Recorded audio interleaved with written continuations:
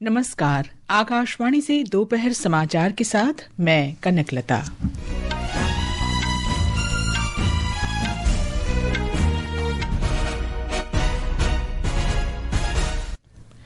भारत और फिनलैंड ने पर्यावरण सहयोग, प्रवासन और गतिशीलता सहित विभिन्न क्षेत्रों में कई समझौते किए। प्रधानमंत्री ने कहा, भारत और फिनलैंड इस बात पर सहमत हैं कि केवल सैन्य संघर्ष से किसी भी मुद्दे का समाधान नहीं हो सकता। बिहार के मुख्यमंत्री और जनता दल यूनाइटेड अध्यक्ष नीतीश कुमार ने राज्यसभा चुनाव के लिए नामांकन पत्र दाखिल किया। नेपाल में शांतिपूर्ण मतदान जारी। ईरान ने अमेरिका और इस्राएल के संयुक्त सैन्य हमलों के बीच ऑपरेशन ट्रू प्रॉमिस 4 का 19वां चरण शुरू किया। इस्राएल के दिमोना परमाणु संयंत्र को निशाना बनाने की चेतावनी दी। और आईसीसी T20 क्रिकेट विश्व कप के सेमीफाइनल में आज शाम भारत का सामना इंग्लैंड से। अब समाचार विस्तार से। भारत और फिनलैंड के बीच आज नई दिल्ली में पर्यावरण सहयोग, प्रवासन और गतिशीलता साझेदारी तथा सांख्यिकी सहित विभिन्न क्षेत्रों में कई समझौतों पर हस्ताक्षर किए गए। प्रधानमंत्री नरेंद्र मोदी ने फिनलैंड के राष्ट्रपति अलेक्जेंडर स्तुप के साथ कई क्षेत्रों में द्विपक्षीय सहयोग को मजबूत करने पर चर्चा की। उन्होंने बहुपक्षीय मंचों में सहयोग सहित पारस्परिक हित के क्षेत्रीय और वैश्विक मुद्दों पर भी विचार साझा किए। संयुक्त बयान में प्रधानमंत्री नरेंद्र मोदी ने कहा कि आज दुनिया अस्थिरता और अनिश्चितता के दौर से गुजर रही है। आज विश्व एक अस्थिरता और अनिश्चितता के दौर से गुजर रहा है। ऐसे ग्लोबल एनवायरनमेंट में भारत और यूरोप दुनिया की दो बड़ी डिप्लोमेटिक पावर्स अपने संबंधों के सुनहरे दौर में प्रवेश कर रहे हैं। हमारा बढ़ता सहयोग वैश्विक स्थिरता, विकास और साझा समृद्धि को नई मजबूती दे रहा है। प्रधानमंत्री ने कहा कि भारत और फिनलैंड इस बात पर सहमत हैं कि केवल सैन्य संघर्ष से किसी भी मुद्दे का समाधान नहीं हो सकता।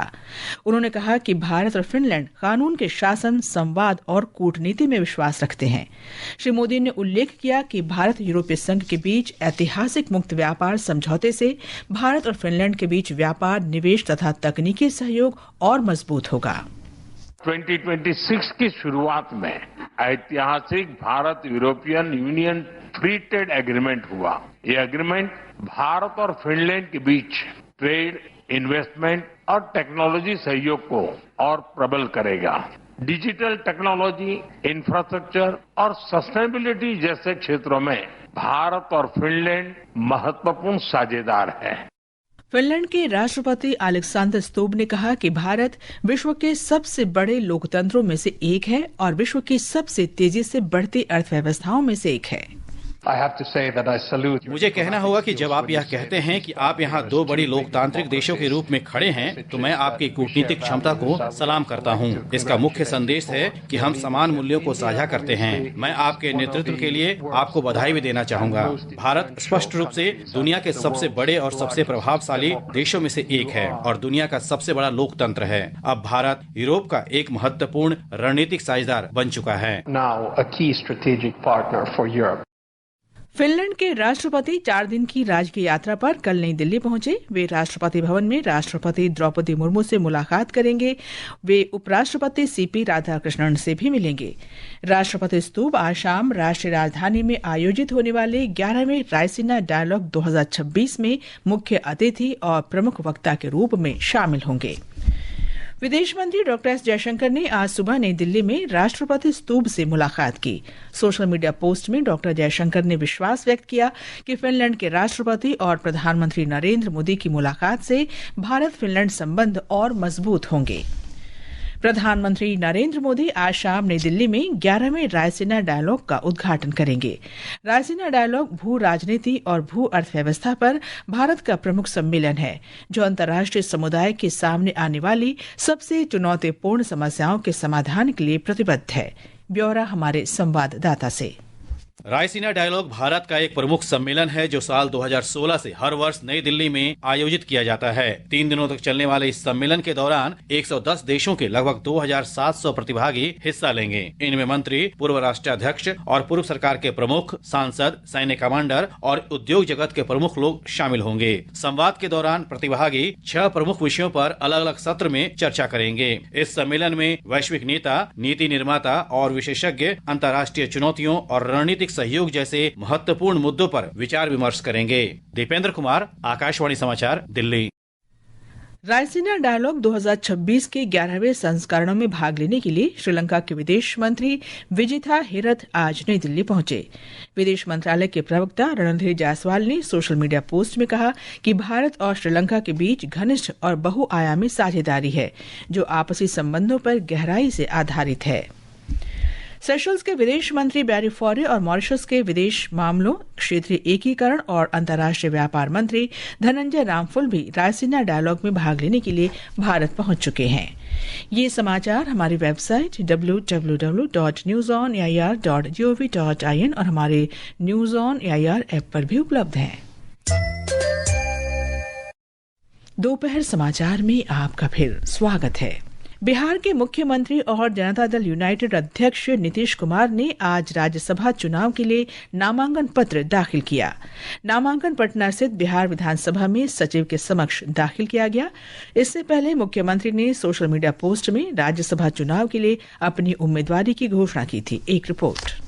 मुख्यमंत्री ने सोशल मीडिया प्लेटफॉर्म एक्स पर पोस्ट कर कहा है कि संसदीय जीवन की शुरुआत से ही उनके मन में यह इच्छा रही है कि वह बिहार विधानसभा और विधान परिषद के साथ साथ संसद के दोनों सदनों के भी सदस्य बने। इसी क्रम में वे अब राज्यसभा चुनाव लड़ने जा रहे हैं। इधर मुख्यमंत्री के राज्यसभा जाने की खबर से जदयू कार्यकर्ताओं में नाराजगी भी देखने को मिली। वहीं इन राजनीतिक हलचलों के बीच केंद्रीय गृह मंत्री अमित शाह बिहार विधानसभा में आयोजित नामांकन कार्यक्रम में भाग लेंगे। आशीष रंजन, आकाशवाणी समाचार, पटना। 10 राज्यों में 37 राज्यसभा सीटों के लिए नामांकन दाखिल करने की आज अंतिम तारीख है। नामांकन पत्रों की जांच कल की जाएगी। उम्मीदवार 9 मार्च तक नाम वापस ले सकते हैं। इन सीटों के लिए मतदान 16 मार्च को होगा और परिणाम उसी दिन घोषित कर दिए जाएंगे। महाराष्ट्र के साथ तमिलनाडु की 6, बिहार और पश्चिम बंगाल की 5-5, ओडिशा की 4, असम की 3, जबकि तेलंगाना, छत्तीसगढ़ और हरियाणा में 2-2 सीटें तथा हिमाचल प्रदेश की 1 सीट के लिए मतदान होगा। इस बीच कांग्रेस ने राज्यसभा के लिए 6 उम्मीदवारों की सूची जारी कर दी है।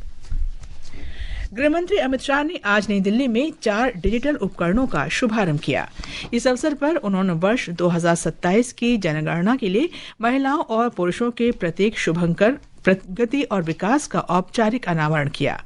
इन उपकरणों में house listing block creator web application, HLO mobile application, स्वगणना पोर्टल और जनगणना प्रबंधन तथा निगरानी प्रणाली पोर्टल शामिल हैं।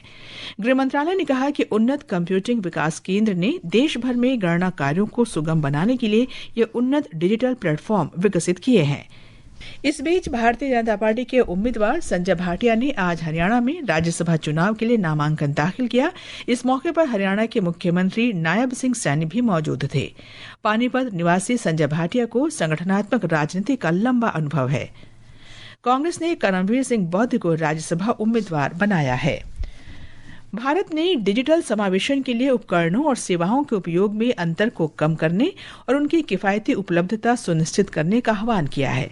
स्पेन के बार्सिलोना में मोबाइल वर्ल्ड कांग्रेस 2026 में संचार मंत्री ज्योतिरादित्य सिंधिया ने ये बात कही। आखिरी 5वां स्तंभ जो पहले 3 स्तंभों से निकल कर आता है वह है लागत को कम करने की क्षमता। 10 साल पहले भारत में 1 GB डेटा की कीमत लगभग $3 होती थी। आज भारत में 1 GB डेटा की कीमत सिर्फ 9 सेंट है। हमने इस लागत को 97% तक कम किया है। ये समाचार आकाशवाणी से प्रसारित किए जा रहे हैं। ताज़ा समाचार जानने के लिए आप हमारे social media handle X @AIR News Hindi को फॉलो कर सकते हैं। ये आकाशवाणी है। नेपाल में शांतिपूर्ण मतदान जारी है।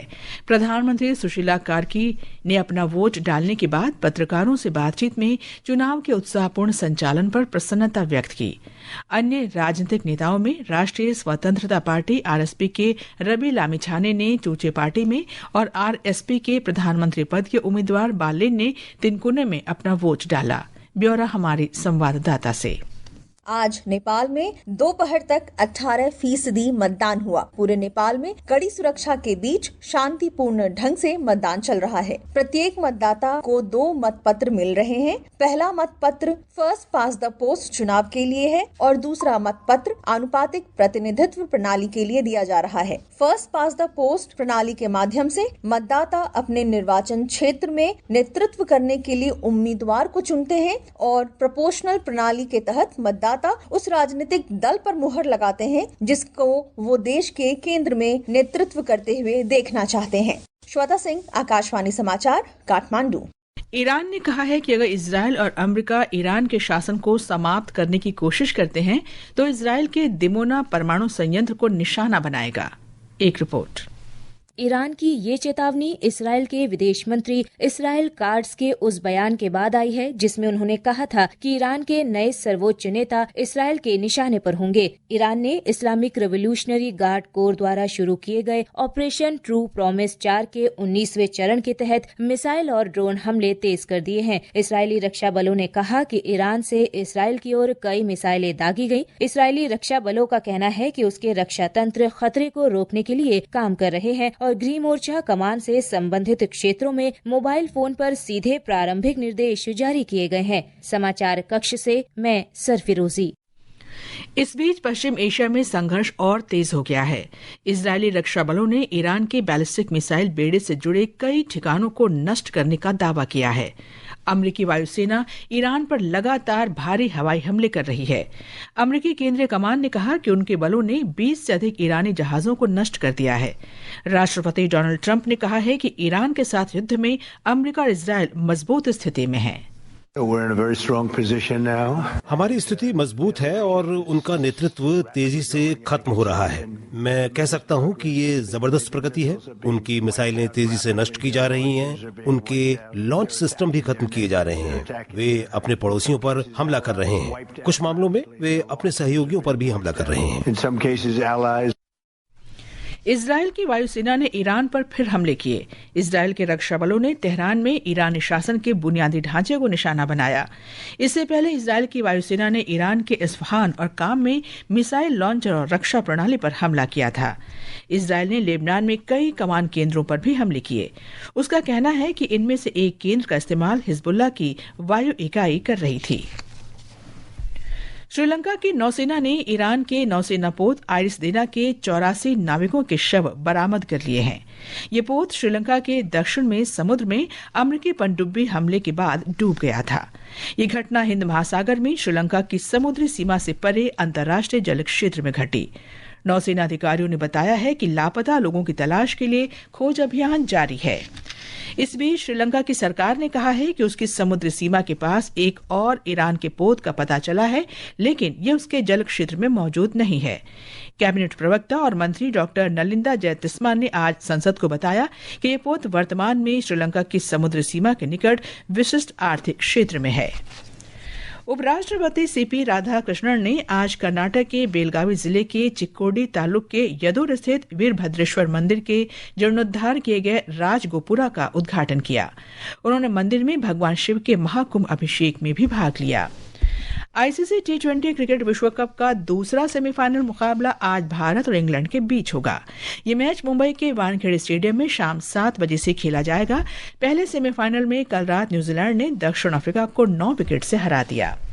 मौसम विभाग के अनुसार कोंकण, गुजरात और आंध्र प्रदेश के तटीय क्षेत्रों में कल तक गर्म और उमस भरा मौसम रहेगा।